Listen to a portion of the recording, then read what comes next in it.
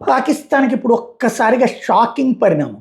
పాకిస్తాన్ నిన్నటి నుంచి over action చేస్తుంది. ఏంటంటే ఇస్లామిక్ రాజ్యాల పరిరక్షక వ్యవస్థగా బిల్డప్లు ఇచ్చుకునేటటువంటి టర్కీ, పాకిస్తాన్ ప్రతిదానికి వాగేస్తుంటే, కూసేస్తుంటే నోటికొచ్చినట్టు.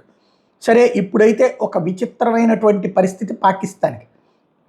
ఇజ్రాయెల్ అది కొడితే ఎట్లుంటుందో దిమ్మ తిరిగి మైండ్ బ్లాంక్ అవ్వడం అంటే ఏంటో ఇరాన్ చూసింది, అలాగే పాలస్తీనా చూసింది, లెబనాన్ చూసింది, యెమెన్ చూసింది, సిరియా చూసింది, 23 దేశాలు చూసినాయి.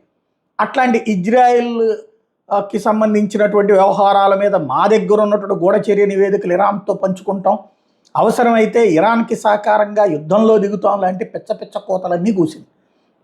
ఇప్పుడు ఇజ్రాయెల్ ప్రధానమంత్రి బెంజమిన్ నెతన్యాహు ఒక కీలకమైనటువంటి వ్యాఖ్యలు చేశారు. పాకిస్తాన్ని పేలుస్తాం, పాకిస్తాన్ మీద దాడి చేస్తాం అన్నటువంటిది. ఎందుకయ్యా అంటే అసలు ఇరాన్కి అణ్వాయుధ సంపత్తిని, యురేనియాన్ని సమకూర్చిందే పాకిస్తాన్. కాబట్టి